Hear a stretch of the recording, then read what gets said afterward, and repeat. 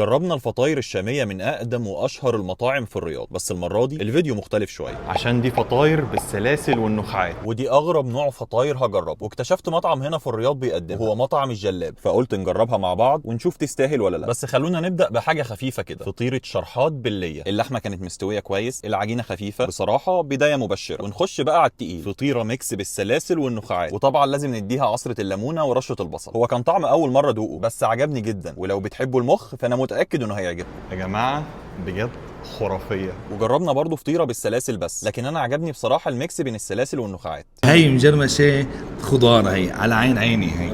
تسلم عينك حبيبي الله يسعدك. وجربنا برضو من عندهم المجرمشه وكانت لذيذه، واتمنى اكون نطقتها صح. بس فطيره السجق دي اللي كانت فظيعه، وخلطه السجق كانت حلوه جدا. فطاير مختلفه اول مره نجربها، والعجينه خفيفه، ده غير ان اسعارهم بتتراوح من 5 ل 7 ريال. وختمناها بعصير الجلاب. بصراحه اسعارها ممتازه وطعمها تحفه. دي كانت تجربتنا من مطعم الجلاب، اشوفكم على خير، سلام.